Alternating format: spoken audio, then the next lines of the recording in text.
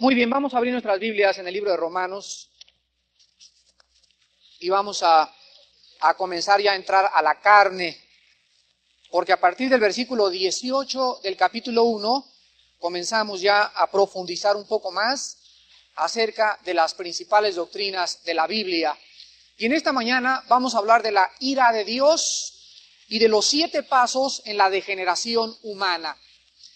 Vemos en el versículo 18 que dice la Biblia: porque la ira de Dios se revela desde el cielo contra toda impiedad e injusticia de los hombres que detienen con injusticia la verdad.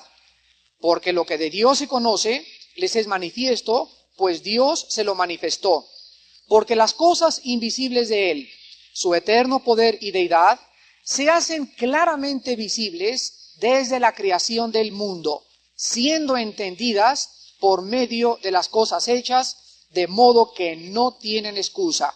Pues habiendo conocido a Dios, no le glorificaron como a Dios, ni le dieron gracias, sino que se envanecieron en sus razonamientos, y su necio corazón fue entenebrecido. Profesando ser sabios, se hicieron necios, y cambiaron la gloria del Dios incorruptible en semejanza de imagen de hombre corruptible, de aves, de cuadrúpedos y de reptiles. Por lo cual Dios también los entregó a la inmundicia en la concupiscencia de sus corazones, de modo que deshonraron entre sí sus propios cuerpos, ya que cambiaron la verdad de Dios por la mentira, honrando y dando culto a las criaturas antes que al Creador, el cual es bendito por los siglos. Amén. Vamos a ver en esta mañana, en primer lugar, en el versículo 18, que después de que Pablo en los primeros 17 versículos introductorios habla del Evangelio, y después de haber manifestado y haber hablado de la justicia de Dios, o sea, esa justicia que Dios nos regala, nos imputa en el hecho de que nosotros hemos creído en su Hijo Jesucristo, ahora Pablo pasa, después de haber hablado de la justicia de Dios, inmediatamente a abordar el tema de la ira de Dios. Nosotros en esta mañana tenemos que entender lo que significa la ira de Dios. En la Biblia se menciona más de 250 veces la ira de Dios. Ahora bien, ¿qué significa la ira de Dios? ¿Significa que Dios comienza a gritar así y agarrar a palos a todos? ¿Significa que Dios pierde el control de sí mismo, como es el concepto de la ira en el ser humano? ¿Significa que Dios puede perder su control sobre sus emociones y desbordar un enojo no medido y no inteligente sobre sus criaturas? No, no se refiere a eso. Vamos a ver en primer lugar las 2 palabras griegas que se usan en la Biblia intercambiablemente en el Nuevo Testamento para definir la palabra ira. La primera palabra es la palabra griega thumos, T-H-U-M-O-S, thumos, y significa el enojo que está dentro del corazón. Les voy a explicar lo siguiente. Yo ahorita me enojo con mi hijo y me dicen, rompió los platos de la cocina, y dentro de mí que siento como el hombre verde, ¿verdad? Me pongo así enojado. Pero en cuanto yo vengo y ese enojo lo descargo en una nalgada, ya no es thumos, es orge. Es la otra palabra griega para la palabra ira, orge, así como suena, O-R-G-E. Y la palabra orge significa la ira descargada o el enojo llevado a la acción. Entonces significa que, por ejemplo, si yo me enojo pero no tomo acción en mi enojo, es una ira thumos. Hay veces que nosotros decimos, mi mamá está enojada conmigo pero no me ha castigado. Entonces la mamá está thumos, está enojada sin haber descargado la ira. Pero en cuanto la mamá agarra y descarga ese enojo a través de una nalgada, en eso ya no se llama thumos, se llama orge. Entonces ya entendimos las 2 palabras que se usan en la Biblia para la ira de Dios. En este momento y en este versículo se usa la palabra orge. Y la ira de Dios significa el enojo de Dios contra el pecado. El enojo de Dios contra el pecado y su necesidad de castigarlo. Vuelvo a repetir, la ira de Dios es el enojo de Dios contra el pecado y la necesidad intrínseca e imprescindible de su carácter para tener que castigar o tener que traer el pecado a una justicia santa en el universo. Ahora muy bien, ya que estamos hablando nosotros acerca de que Dios tiene que castigar el pecado, nosotros tenemos que entender lo siguiente: Dios no podría amar el bien sin aborrecer el mal. ¿Me escucharon? Dios no puede ser amor sin antes haber mostrado en su carácter el enojo o la ira que Él tiene también contra aquello que se opone a su justa y santa voluntad. Y es lo mismo con nosotros. Me acuerdo que cuando yo me convertí, el misionero que me llevó a Cristo me dijo: Armando, vas a recordar durante toda tu vida que Jesucristo está vivo y el diablo también. Tienes que recordar, Armando, que vas a amar el bien y vas a amar a Dios con todo tu corazón y con todas tus fuerzas y con toda tu alma. Todo tu ser lo vas a dedicar a Dios, pero al mismo tiempo que amas a Dios con todo tu corazón y con todas las fuerzas de tu mente y con todas las fuerzas intrínsecas de tu propia alma, también tienes que odiar el mal con todas las fuerzas de tu mente, con todo el corazón y con toda tu alma. Entonces, cuando yo veo el mal, por ejemplo, cuando yo paso a una discoteca desde lejos, cuando veo una revista pornográfica, cuando veo que alguien se está divorciando, en ese instante, dentro de mí tiene que haber una ira santa. Tiene que haber un enojo santo, porque acuérdense ustedes que el enojo se justifica cuando el motivo es santo. Una vez una persona me dijo, precisamente era un gurú: oye, Armando, ¿cómo me explicas que Cristo, habiendo sido perfecto y nunca habiendo pecado, se haya enojado y haya agarrado un chicote y haya sacado a los mercaderes del templo? Entonces le expliqué y le dije: lo que Dios ve es el motivo por el cual la persona hace lo que está haciendo. Cristo no lo sacó a chicotazos porque le estaban haciendo competencia en la venta de naranjas. Ni lo sacó a chicotazos porque se sintió celosos, envidiosos de ellos, sino que estaba escrito en el Antiguo Testamento: la ira de las cosas del Dios y el celo por tu casa me consumen. Cristo, cuando vio lo que habían hecho en la casa de su Padre, lo invadió el tumos, lo invadió un enojo santo de aborrecer a aquellas personas que habían convertido la casa de oración en una casa de ladrones. Y entonces el tumos se convirtió en orgie cuando agarró un chicote y los comenzó a sacar a todos. En ningún momento Cristo pecó, porque el motivo de su acción fue el celo de la casa de su Padre. No sé si les conté yo algún día que hubo un momento en que un muchacho se acercó a mi esposa y a mí y nos dijo: fíjense que yo doy clases ahí en la zona rosa, en una escuela donde dan clases de inglés, y llegué en la mañana y ¿cuál es mi sorpresa? Que toda la dirección de la escuela estaba llenada con puras fotos pornográficas. Y en eso, pues él es cristiano y es un muchacho muy violento, muy agresivo, y se enojó tanto de que hay estas cosas ahí en la escuela y que sus alumnos estuvieran esto. ¿Saben lo que hizo? Fue y compró un spray enfrente a una farmacia y comenzó todas las pinturas en la dirección de la escuela a bañarlas con spray. Pues entonces el director de la escuela lo mandó citar junto con todos los profesores y le dijeron: la conducta de usted es injustificable porque usted no tiene ningún derecho de hacer lo que él hizo. Y entonces lo corrieron de la escuela. La pregunta era: ¿hizo bien o hizo mal? Porque sus padres me hablaron por teléfono y me dijeron que yo le explicara si él estaba actuando bien, y entonces esta fue mi respuesta: el motivo por el cual este hermano hizo lo que hizo fue santo delante de Dios, y Dios no va a castigar su acción porque fue guiado por un enojo hacia el pecado, aun cuando él no debió haberse tomado la justicia en sus propias manos.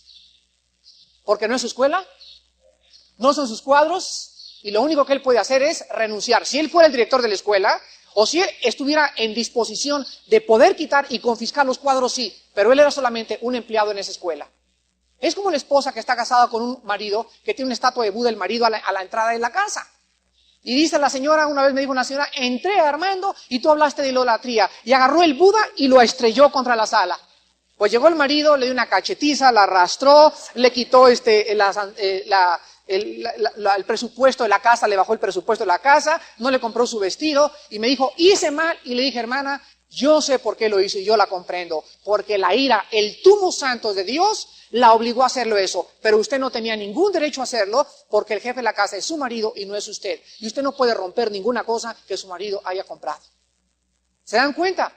Entonces, si ella fuera la dueña de la casa y no estuviera casada y fuera uno de los hijos el que trajera una foto pornográfica o una estatua de Buda, ella como jefe de la casa sí puede exigir que esa cosa salga de la casa.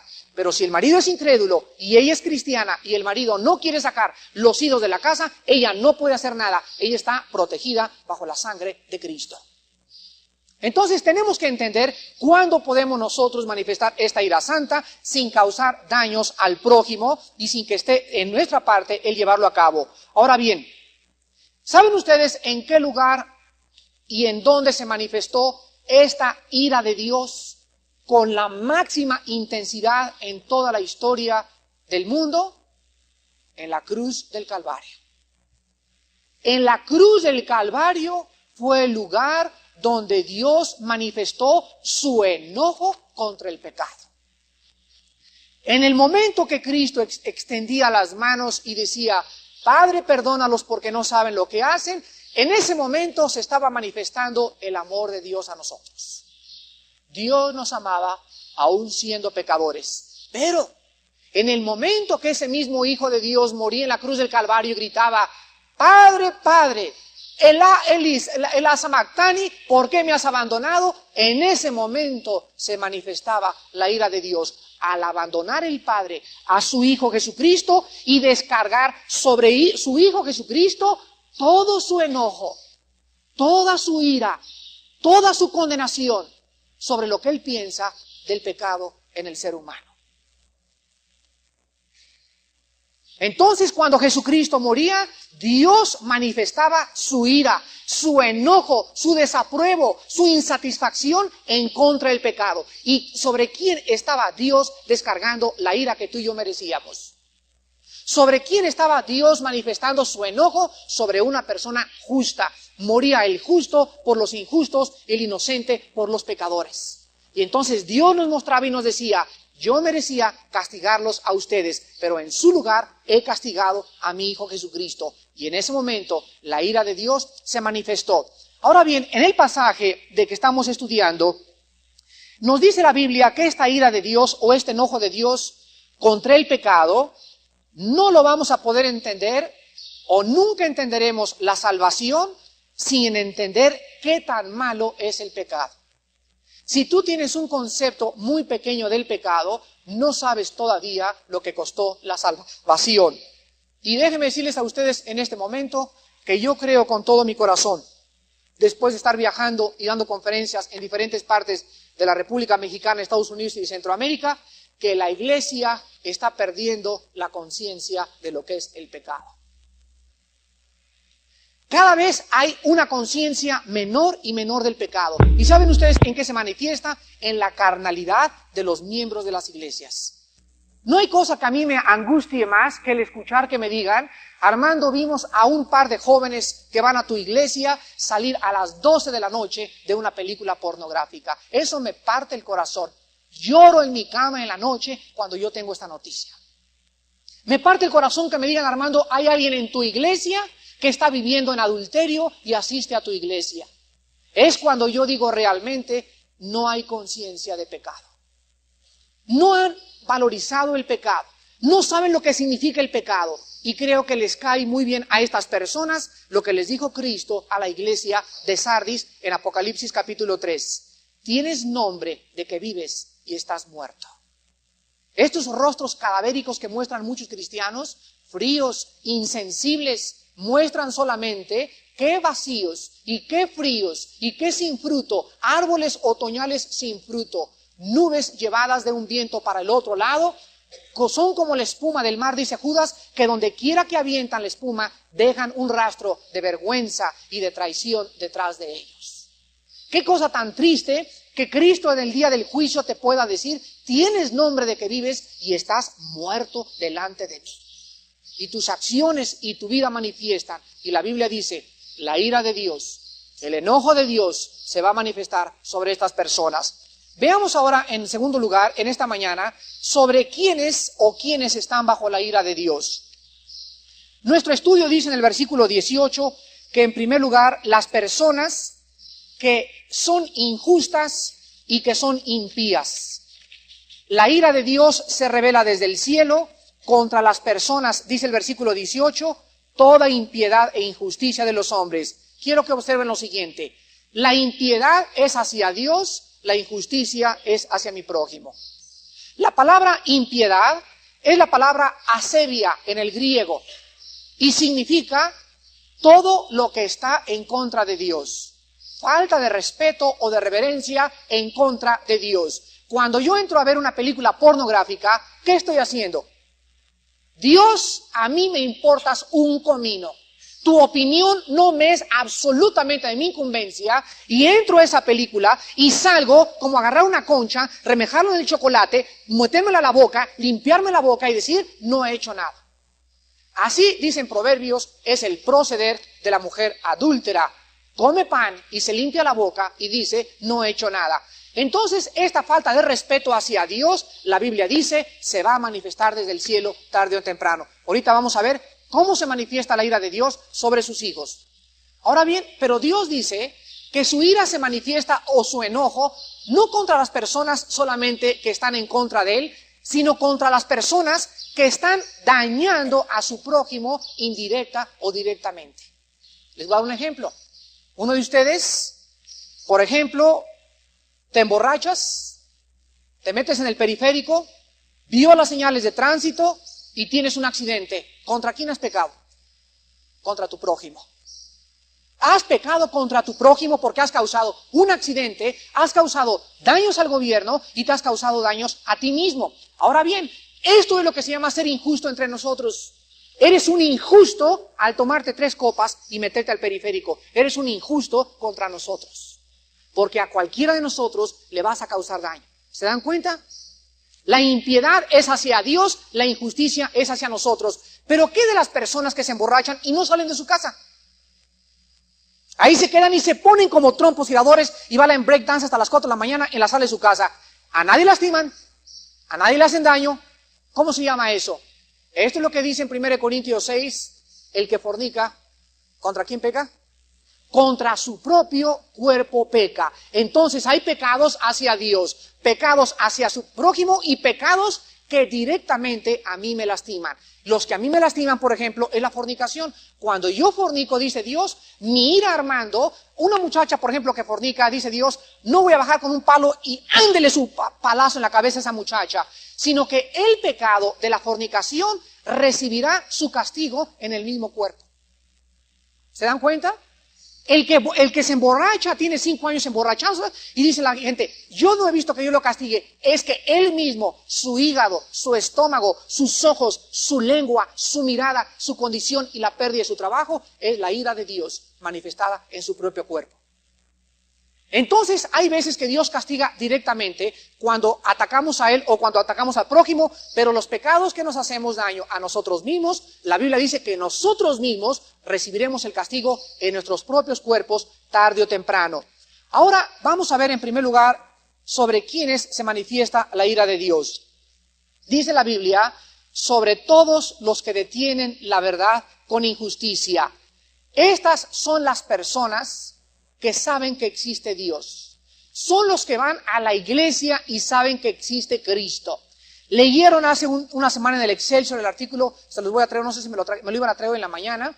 Hace una semana en el Excelsior decía, científicos judíos metieron la Biblia en una computadora y la computadora dijo, este libro no pudo haber sido hecho más que por un autor. La increíble posición y armonía de sus detalles, los increíbles registros históricos y geográficos tan perfectos, su historicidad, sus registros científicos, geológicos, sus raíces etimológicas y la coordinación entre libro con libro, entre el Génesis y Apocalipsis, la computadora dijo, es imposible que hubieran sido autores más de 2 hombres. La ciencia nos comprueba lo que dice 2 de Timoteo 3:16. Toda escritura es inspirada por Dios. Estas personas lo saben. Bueno, pues al mismo tiempo de que hay personas en esta mañana que saben que la Biblia es la palabra de Dios, que saben que Cristo existe, siguen deteniendo la verdad, portándose mal con su prójimo. teniendo revistas pornográficas en su casa, viendo películas indebidas, metiéndose en discotecas, bebiendo, usando marihuana, invitando a otras personas a su pecado. Estas personas están bajo la ira de Dios.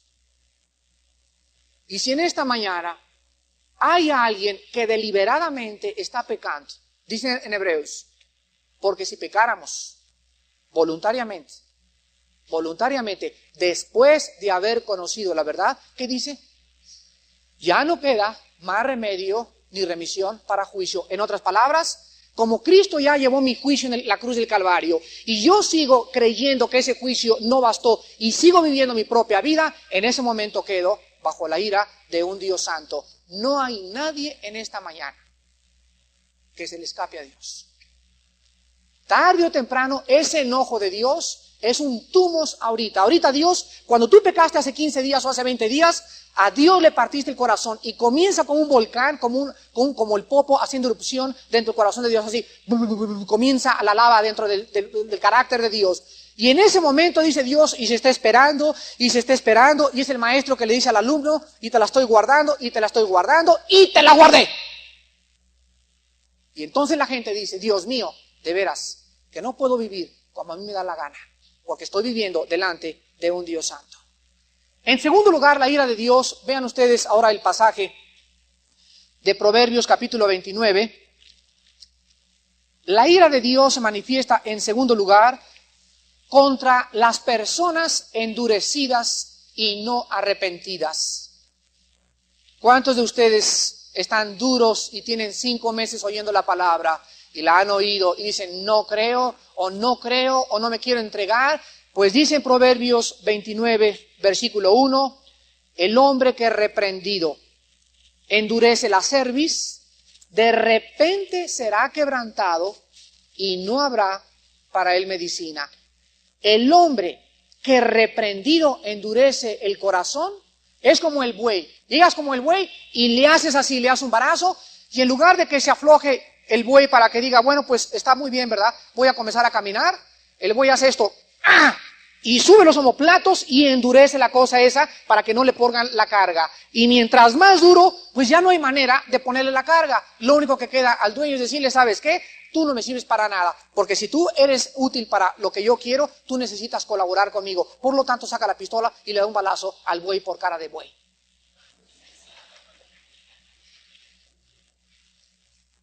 Hay personas así, ¿verdad? Que vienen a la iglesia y tienen 3 o 4 meses y han hecho así, habla el domingo pasado, y habla hace 3 domingos, y comienzan a formarse alrededor de ellos una concha porque no han respondido al arrepentimiento. Entonces no queda más que la ira de Dios sobre esa persona. Y cualquier persona en esta mañana, vean Romanos capítulo 2, con esta condición está bajo la ira de Dios. Romanos 2:5. Y dice así, pero por tu dureza y por tu corazón no arrepentido, fíjense lo que dice, atesoras para ti mismo ira para el día de la ira y de la revelación del justo juicio de Dios. O sea, es como meter dinero al banco. Mientras más te endureces, más ira estás amontonando, más fuerte será el castigo. Porque acuérdense que el día del juicio va a haber diferentes castigos. Cristo le dijo a Corazín y a Betsaida, si Sodoma y Gomorra hubieran escuchado lo que ustedes escucharon, en el día del juicio el castigo, en verdad les digo, será más leve para Sodoma y para Gomorra que para ti, Corazín y Betsaida. El día del juicio para muchos de ustedes va a ser terrible por todo aquello que amontonaron en esta vida. Y en tercer lugar, la ira de Dios, sorpresa de sorpresas. En tercer lugar, la ira de Dios se manifiesta para los cristianos desobedientes. Efesios 5, del 3 al 8. Para los cristianos desobedientes. Pero es que Dios ya no me puede castigar, hermano. No, digo. Vayamos a la palabra de Dios. Efesios 5, del 3 al 8. Pero fornicación y toda inmundicia o avaricia, ni aun se nombre entre vosotros, ni aun se nombre entre vosotros como conviene a santos, ni palabras deshonestas, ni necedades, ni truhanerías que no convienen, sino antes bien acciones de gracias. Porque sabéis esto, o sea, todos los cristianos lo sabemos, que ningún fornicario o inmundo o avaro que es idólatra tiene herencia en el reino de Cristo y de Dios. Nadie los engañe con palabras vanas, porque por estas cosas, o sea, ¿por qué cosas? Por la inmundicia, la fornicación, la avaricia, las palabras deshonestas, las truhanerías, por estas cosas, dice la Biblia, viene, ¿qué cosa? La ira de Dios sobre ¿quiénes? Sobre los hijos de desobediencia. Aquí nos dice el Espíritu Santo que puede haber entre nosotros personas que se acerquen y nos arrastren engañándonos y diciéndonos, no hombre, vente a ver esta película, no está tan mala. Entonces dice la Biblia, miren, vigilen, por todos lados, abran sus ojos y cuídense de que nadie se acerque y los engañe con palabras y los arrastre al pecado. Porque si ustedes son arrastrados y son engañados y llevados al pecado, la ira de Dios vendrá sobre de ustedes. Entonces cuídense de amistades o de muchachas que te dicen, mira estas revistas, mira este negocio, vamos a hacer esto, vamos a hacer aquello. En el momento que tú sepas que se dice cristiana esa persona o que se dice cristiano ese hombre, en ese momento repréndelo en el nombre de Cristo. Vemos ahora, a continuación regresamos a Romanos capítulo 1, y vemos en el versículo 18 que en este caso específico la ira de Dios se está manifestando sobre el mundo que no conoce a Cristo. Fíjense ustedes, les acabo de dar un estudio pequeño sobre quiénes se manifiesta la ira, pero en este pasaje dice el versículo 19, porque esta palabra nos pone en conexión con el versículo 18 y nos dice por qué la ira de Dios se manifiesta. Y dice así, porque lo que de Dios se conoce les es manifiesto, pues Dios se los manifestó. Porque las cosas invisibles de Él, su eterno poder y deidad, se hacen claramente visibles desde la creación del mundo, siendo entendidas por medio de las cosas hechas, de modo que no tienen excusa. En este momento viene la pregunta clásica, Señor, ¿por qué a veces nosotros vemos a pecadores como fulano de tal, que toma, bebe, roba, maldice y siempre le va bien? ¿No es verdad? ¿No les ha pasado encontrarse con esa clase de personas que les va bien y tienen éxito en el pecado? Si no se han encontrado esta clase de personas, lean el Salmo 37 y el Salmo 73. En el Salmo 37, Dios le dice a David, no te impacientes por aquellos que prosperan en su camino, ni tengas envidia de los impíos. El Salmo 73 dice David, por poco se resbalan mis pasos cuando vi a los pecadores que tienen los ojos gordos llenos de adulterios. No se sacian de pecar y siempre les va bien. Y dice David, oh Dios, si ellos hacen eso y no les haces nada, yo por una cosita, ¿me castigas? Claro, porque ellos son bastardos y nosotros somos hijos. Esa es la gran diferencia. Ellos les va bien y prosperan en el pecado simplemente porque les va a caer el ramalazo. Si no les cae en la vida, les cae en el momento de la muerte. Y cuando abran los ojos y se enfrenten a la realidad de un juicio y de un infierno, por todos los siglos eternos, lamentarán y llorarán, tendrán sed y clamarán y tendrán memoria y no habrá nadie ni quien les moje la lengua con una gota de agua. Les llegó la hora del juicio a esas personas. Dice el versículo 19, porque lo que de Dios se conoce les es manifiesto, pues Dios se los manifestó. Fíjense lo que Dios está diciendo. Cualquier persona en este mundo tiene conciencia de Dios, aunque no conozca la Biblia, ni tampoco conozca a Jesucristo. Porque lo que de Dios se conoce, o sea, todo aquello que el hombre pueda tener o percibir acerca de Dios, ¿qué es lo que el hombre necesita percibir de Dios? Número 1, que Dios existe, y número 2, que tiene poder. ¿Verdad? Entonces, el poder y la existencia de Dios no se necesita venir a la Biblia para percibir y concebir que Dios existe, porque dice la Biblia que Dios lo ha manifestado, y no dice que en la Biblia. Lo dice en el versículo 20. Todas las cosas que el hombre necesite conocer de Dios, Dios ya se las manifestó. ¿Cómo? Dice la Biblia, porque las cosas invisibles de Él. ¿Qué cosa es invisible de Dios? su existencia y su poder. Yo no veo a Dios ni tampoco veo su poder, pero sin embargo, aunque no vea a Dios y aunque no vea claramente su poder, lo veo desplegado en el universo que me rodea. Y por todos lados veo un orden, un diseño y una armonía. Y es como ir en la jungla y encontrarme un reloj y decir, se hizo solo. Es como encontrarme un Volkswagen en las arenas del desierto y creer o suponer que las arenas del desierto convirtieron las arenas en carburador, en bujías, en pistones y en ventilador del radiador. ¿Quién podría llegar a la conclusión tan absurda, ilógica e irracional de que un Volkswagen en el desierto se hizo solo? Entonces, cuando un beduino encuentra un motor en el desierto, él llega a la conclusión, detrás de este motor, ¿qué hay? Orden, diseño y armonía. Detrás de un reloj, ¿qué hay? Orden, diseño y armonía. Entonces la Biblia dice que Dios está enojado con los seres humanos. Y aquí responde de aquellas personas que dicen, los budistas nunca conocieron a Dios. Hay una familia y una tribu allá en el Brasil que jamás conocieron a Dios. Pues Romanos capítulo 1 nos dice que no tienen excusa.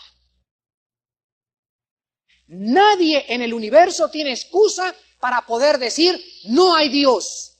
Por eso, el absurdo y la necedad más grande existe en el mundo es profesar el ateísmo. Dice el Salmo 14 y el Salmo 73, dice el necio, el Salmo 53, dice el necio en su corazón, no hay Dios. Ahora vemos, hermanos, que entonces el hombre, al ser expuesto ante la obra de Dios, simplemente el hombre puede razonar sobre la ley de causa y efecto. La ley de causa y efecto requiere una causa adecuada para cada efecto. Entonces el hombre es forzado al ver la causa en el universo que existe y un mundo que gira alrededor sin salirse de su órbita y la distancia perfecta de la Tierra al Sol y el hombre es el único que vive en el sistema solar y la distancia, el oxígeno, el nitrógeno, las plantas y todo lo que nos rodea, es forzado el hombre por su conciencia a concluir, tiene que haber alguien detrás del universo. Ahora dice la Biblia, por eso en el versículo 20, que todas las cosas de Dios son entendidas por medio de todo lo que está hecho. Y dice el versículo 20 al final, de modo que no tienen excusa. La palabra excusa aquí es la palabra griega anapologetos. Anapologetos y significa lo siguiente, sin defensa. Sin defensa. Si leen Romanos 3, dice la Biblia, para que toda boca se calle y todos queden bajo ¿el qué? Bajo la ira o bajo el juicio de Dios. Cuando estemos delante de Dios, no va a haber nadie en el universo que le diga, pero ¿por qué no te me apareciste, Santa Catalina? ¿Por qué no te me apareciste como a Juan Diego? ¿Por qué no? Porque yo quería tocarte, yo quería sentirte haciendo alambres eléctricos. Entonces Dios en ese momento, dice la Biblia, que no van a poder defenderse. Nadie va a poder abrir la boca y decirle, Dios es que, o no supe. En ese momento todos se callarán, porque la Biblia dice, lo que de Dios se conoce, Dios nos lo ha manifestado. Dios se ha revelado. El Salmo 19 dice, los cielos cuentan la gloria de Dios.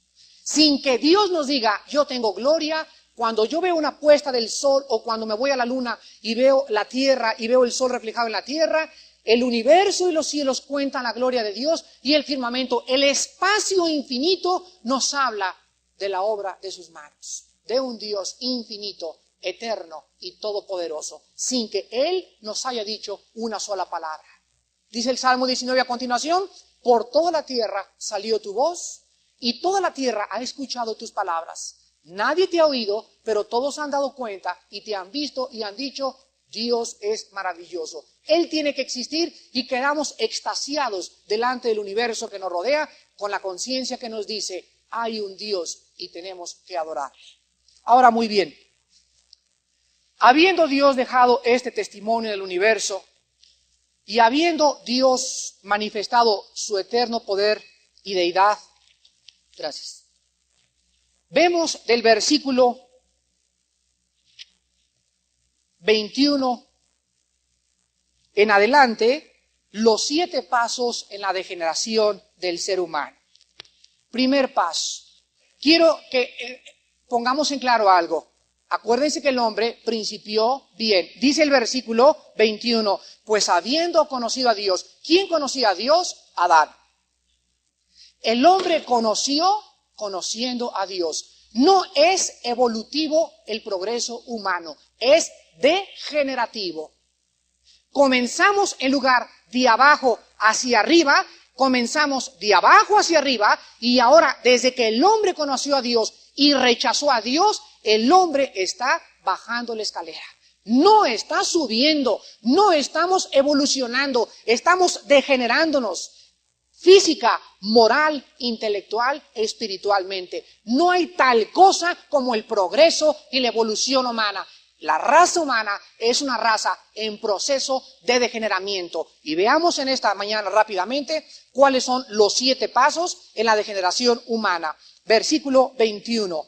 Habiendo conocido a Dios, no le glorificaron como a Dios, ni le dieron gracias. Dice la Biblia, en primer lugar, no le glorificaron. El primer paso en el degeneramiento y en la caída del hombre es cuando el hombre, al tener conciencia de Dios, no alaba su nombre y no le dice, Padre Santo que estás en los cielos, glorifico y alabo tu nombre porque me has permitido existir y porque yo sé que existes, aunque no te conozco, yo sé que estás ahí, pero Dios te alabo y bendigo tu nombre. Cuando el hombre comienza a dejar de reconocer el poder, la soberanía y la majestad de Dios, es cuando el hombre comienza a dar el primer paso en su degeneramiento.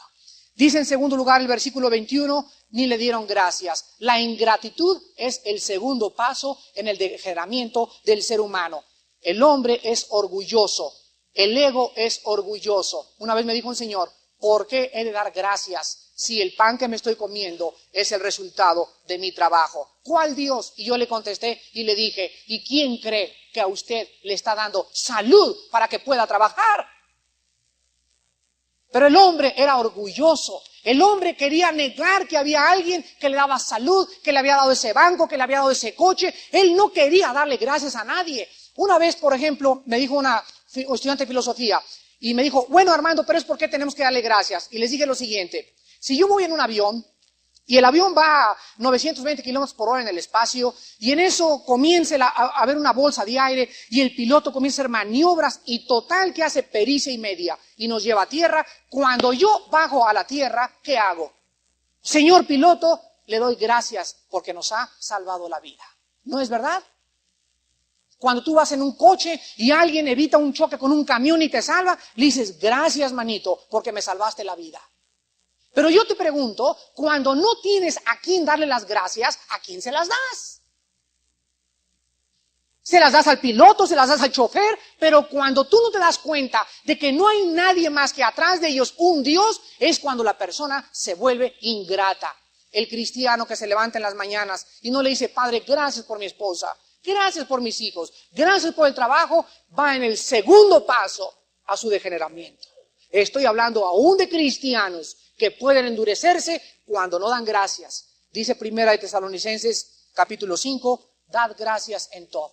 ¿Por qué este espíritu de gratitud? Porque nos acerca a tener agradecimiento a un Dios que nos da todas las cosas. Cristo sanó a 10 leprosos, ¿se acuerdan? ¿Y quién le dio las gracias a Cristo? 1 entre los 9. Nadie le agradeció ni le dijo, gracias Padre por estas cosas que me das. En tercer lugar, dice en el versículo 21, no le glorificaron, no le dieron gracias e inmediatamente viene el tercer paso y como consecuencia lógica, el envanecimiento de la razón, envanecimiento de sus razonamientos. ¿Saben ustedes quién es el necio? El necio es la persona que se considera lo suficientemente valiosa hacia sí misma que no tiene necesidad de darle gracias a nadie de su vida, de su trabajo y de su familia. Es la persona que cree que ella puede seguir viviendo sin tener un espíritu de agradecimiento y planea su vida como si Dios no existiera. Cuando lean ustedes Lucas capítulo 12, ahí encontramos un pasaje que dice, y una persona dijo, alma mía, tienes bonosetes, mi cuenta de dólares en Estados Unidos. Aquí en México pues tengo también otra buena cantidad. Estoy gordito, acuéstate a ver el juego de los Osos de Nueva York, quien se van a jugar hoy en la tarde de fútbol, a las 3 de la tarde, hasta así en tu pancita, y di, repósate y tranquilízate. Está bien, no vayas al servicio, no tengas comunión con los hermanos, todo está asegurado. ¿Por qué? Porque tiene dinero. Y en eso soy una voz que le dice, ¿eres un qué? Un necio. El necio es la persona que se cree suficiente y que no tiene necesidad de arreglar su vida y vivir su vida conforme a las leyes de Dios. Entonces dice la Biblia en el Salmo 14:1, el necio dice en su corazón, no hay Dios. Cuarto paso, viene el envanecimiento entonces. Versículo 21, el corazón es entenebrecido. En ese momento, cuando la persona deja de dar gracias, cuando la persona se cree suficiente a sí misma, inmediatamente el tercer paso hacia abajo es obscuridad en su mente intelectual. Se acercaron los fariseos y les dijo Cristo, yo soy la luz. Y les dijo, un fariseo le dijo a Cristo, ¿qué acaso yo tengo pecado? Y Cristo, ¿se acuerdan que le contestó? Porque tú dices que no tienes pecado, tienes pecado. Ahora pues, ciego seguirás. El envanecimiento intelectual. Yo tengo el doctorado de física y de química. Yo conozco el Ramayana y el Maharishi Mahesh Yogi y el Maharaji. Ya me aprendí los nombres de los gurús, Y conozco a la señora Eddie Baker, fundadora de la ciencia cristiana, y Mary Baker dijo, se me apareció Cristo, lo dijeron los filmos, los fundadores del unitarismo, es que también tuvimos visiones, y ahora que he estudiado todas estas sectas y todas estas corrientes filosóficas, todas tienen absolutamente su fundamento en hace no más de 100 años. Hombres y mujeres que dijeron tener revelaciones, el fundador de la metafísica, el fundador de todos los controles mentales, la persona que inventó el control mental, Silva, todos dijeron haber tenido iluminaciones fuera de la Biblia. ¿Qué pasó? Su intelecto se envaneció y se hizo oscuro. Y entonces Dios los empuja para que sigan cayendo. Vean ustedes Efesios capítulo 4. El intelecto se oscurece. Y por eso dice más adelante Romanos, y profesando ser sabios, creyéndose ser algo, se convierten en necios. Efesios 4 del 17 al 18.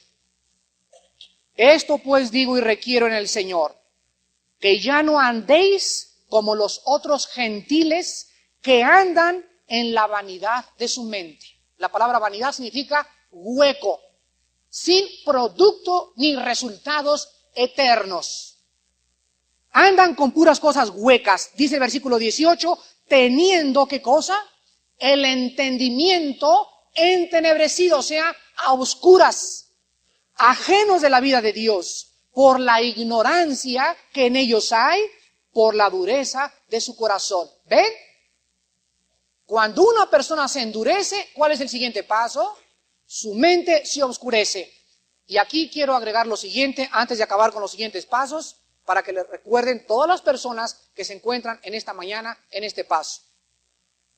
Cualquier persona que haya escuchado la verdad de Cristo, cualquier persona que haya sabido que la Biblia es la palabra de Dios y haya gustado que es la palabra de Dios y rechace esta verdad, en ese momento la persona acabará creyendo en cualquier cosa.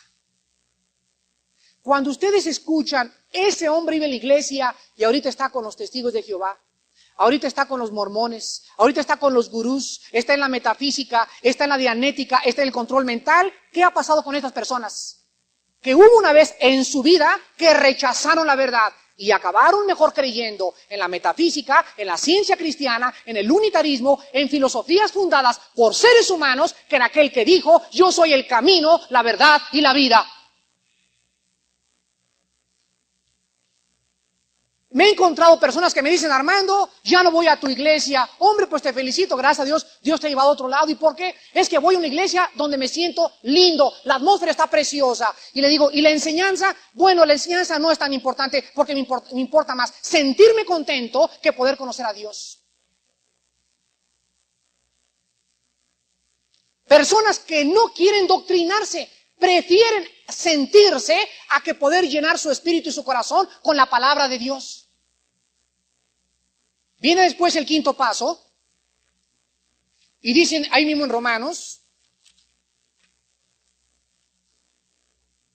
profesando ser sabios, se hicieron necios. Después de que se oscurece el corazón, viene la soberbia.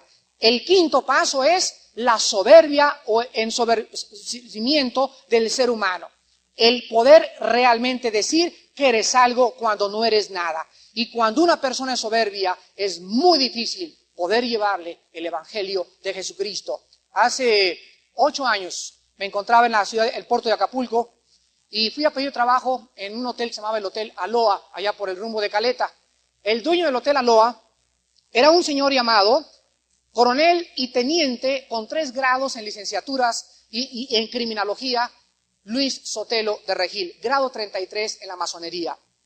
Cuando yo entré a la oficina de este coronel con todos sus títulos ahí en su oficina y grado 33 en la masonería, comenzó a preguntarme él, bueno, después de que me hizo ya preguntas de, quería la gerencia del Hotel Aloha, ¿y a qué se dedica usted, señor Alducin? Le dije, pues yo, saqué un folleto, le dije, mire, yo reparto eso en la calle. ¡Ay! Me dice, usted es de aquellos cristianos que creen que tiene uno que nacer de nuevo, etcétera, etcétera. Pues va a ver, y me sacó una bola de planos y me los puso ahí, y que saca una 45 que traía aquí en su pantalón, y que la pone así en el escritorio, y me dice, ahora me va usted a oír. Y ¡pum! Que le hace así la pistola. Yo estaba enfrente, él nomás estaba viendo cómo se hacía la pistola así en el escritorio. Pues mire, Krishna, Vishnu y Shiva, Cristo realmente es el hijo de Vishnu, Krishna es el padre, y le voy a mostrar, y siguió durante 45 minutos mostrándome sus razonamientos. Yo estaba bien calmado, Dios me llenó de su paz, estaba orando mientras él comenzaba muy agitado a mostrarme todas estas cosas, y le hice una pregunta. Señor licenciado, quiero hacerle una pregunta. ¿De dónde sacó usted esta información? ¿Cómo que dónde la sacó que usted no ha leído el Veda y el Bhagavad Gita y el Maharamona Sutta de Buda? Y le dije, ¿y de dónde sacaron ellos la información? Pues mire, el Bhagavad Gita, le dije, mire señor licenciado, antes de que el Bhagavad Gita de los Vedas, y antes que los Vedas, y antes que el Maharamona Sutta, quiero decirle a usted que las agregaciones que le han hecho a esos libros sagrados fueron hechos después de Cristo, y antes de Cristo no hablaban de un Dios personal, porque todas las religiones hindúes profesaban creer en un Dios impersonal y nunca en un Dios personal, y cuando vino Cristo, agregaron a sus libros un Dios que vino en Krishna y se manifestó al mundo en la persona de Hare Krishna.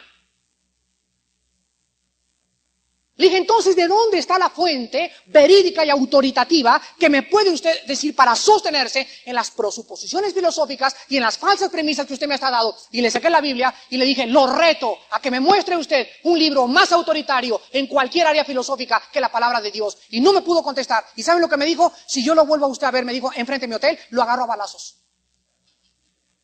Ahí está mi esposa y testiga. Me amenazó de muerte. A los 3 días mi esposa y yo leímos en el periódico que a su hijo lo habían agarrado con un contrabando de cocaína a la Policía Judicial Federal. Y estaba buscando este hombre quien lo ayudara para sacar a su hijo de la cárcel. Me habló a la escuela, una persona allegada a él, y me dijo, señor Alducin, el teniente coronel Luis Sotelo de Regil, compre su libro, los venden en Sanborns.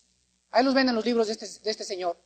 Me dijo el teniente coronel Luis Sotelo de Regil, que anoche por mérito le da un ataque al corazón porque no pudo más que soñar en que en Cristo decía, yo soy la verdad y no Krishna, yo soy Dios y no un gurú.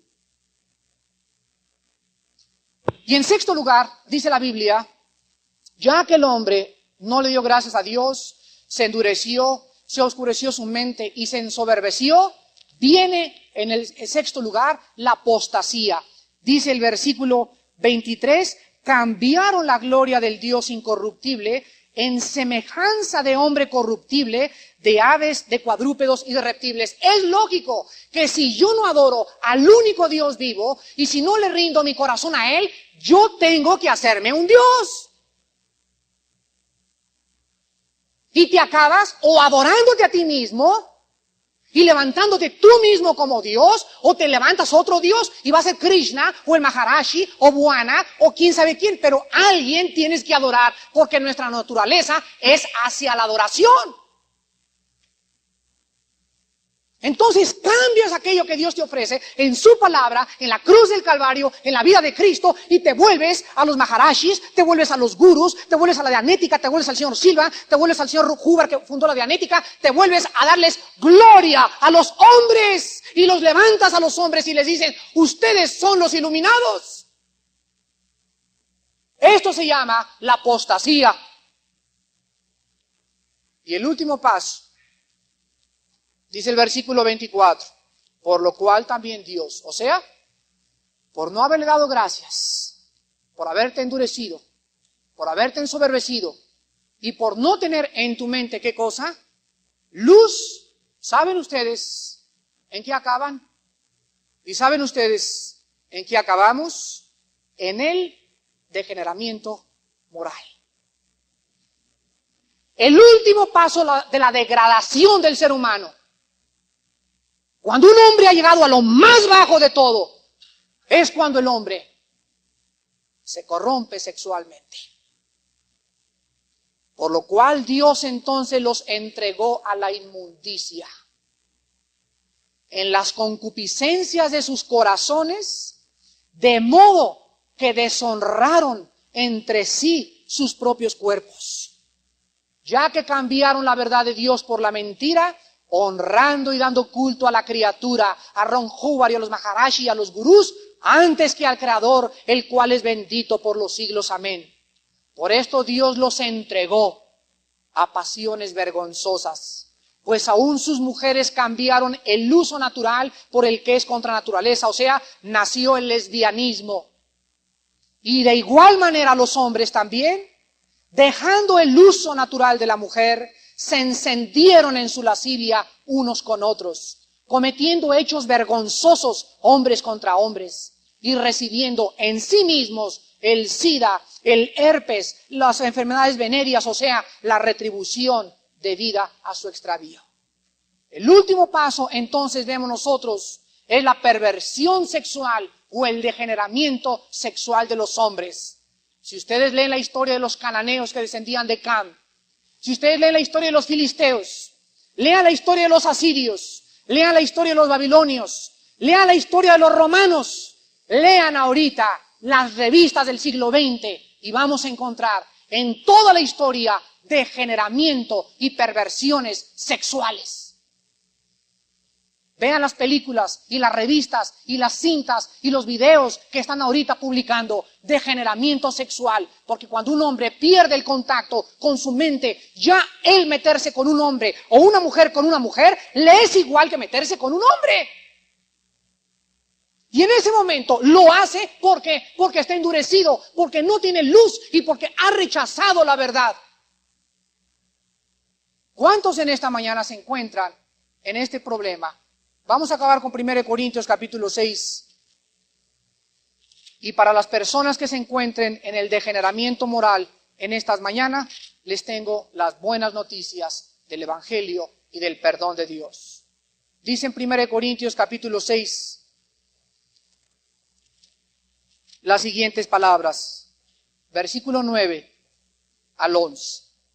¿No sabéis que los injustos no heredarán el reino de Dios?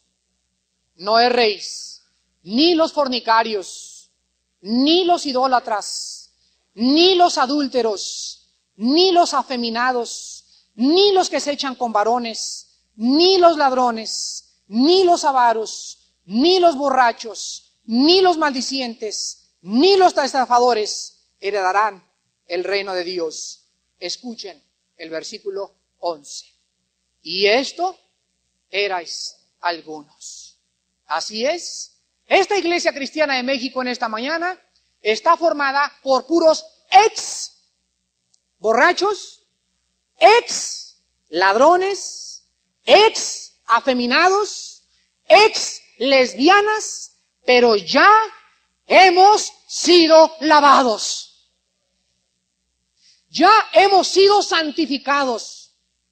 Ya hemos sido justificados en el nombre de Jesús y por el Espíritu de nuestro Dios. Y ahora mi cuerpo, que estaba a punto de degradarse, se convierte en el templo y en la habitación del Dios eterno que vive en el cielo. Y ahora Dios me dice en Romanos 6, Armando, este cuerpo que tú presentabas para servir a la inmundicia, presenta ahora tus miembros para servir a la justicia. Y lo que ahora antes hacías con este cuerpo para servir al pecado y a la fornicación y a la lascivia, ahora dame tu cuerpo y tus manos y tus órganos sexuales y tu mente y déjame usarlos para traer gloria al nombre de mi Hijo Jesucristo. ¿Hay alguien en esta mañana que sea un degenerado sexualmente? En esta mañana estás en el último paso. Es el último paso ya de la degradación. Después de este paso no hay absolutamente nada más que la ira de Dios. Si tú en esta mañana te arrepientes y vienes a la cruz, así como estás de sucio y de sucia, dice la Biblia que la sangre de Cristo nos limpia de todo pecado. Vengan a la cruz esta mañana antes de que sea demasiado tarde. Oremos. Padre Santo, gracias por habernos hecho comprender en esta mañana que tú eres justo al descargar tu enojo contra aquellos que no quieren aceptar la verdad de que existes. Y contra aquellos que ya la han aceptado, pero que sin embargo ha sido una aceptación intelectual, porque no están viviendo, sus acciones no manifiestan, su conducta, su vida y sus pensamientos no demuestran que eres realmente el Señor de sus vidas. Gracias, Padre, porque estas personas irán dando pasos, paso tras paso tras paso, porque el pecado produce pecado.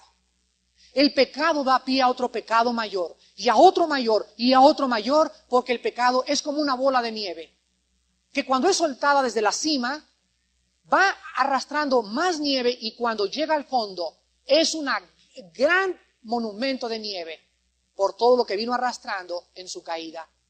El hombre que vive en pecado va llenándose cada vez más de pecado, pero él es insensible. Él no se da cuenta de lo grave de su situación, porque no hay luz en su mente, porque su corazón voluntariamente, él lo ha querido endurecer. Él ha escogido vivir de esta manera, y tú tienes que descargar tu ira desde el cielo contra esta persona. Gracias, Padre, por haber castigado a Jesucristo en nuestro lugar. Mostrarnos que nos amas y que ya no tenemos por qué estar bajo tu ira, sino bajo tu justicia, si nosotros vivimos vidas limpias y puras delante de ti. Y las personas que en esta mañana quieran reconciliarse con Dios, posiblemente no te encuentres en el séptimo paso. A lo mejor eres una persona que ya no le das gracias a Dios ni por los alimentos. Es una señal de alarma en tu vida. O a lo mejor eres soberbio y eres una persona creída intelectualmente. Estás en el cuarto paso. No tienes que llegar al degeneramiento antes que venga el juicio contra tu vida. Arrepiéntete en este momento de tus pecados. Ríndele toda la gloria a Dios. Deja todas tus ciencias y tus estudios filosóficos y vuélvete a Dios, porque en Cristo están encerrados todos los tesoros de la sabiduría y del conocimiento. En Él estamos completos, en Él somos perfectos. Él es nuestra sabiduría, nuestra salvación y nuestra redención.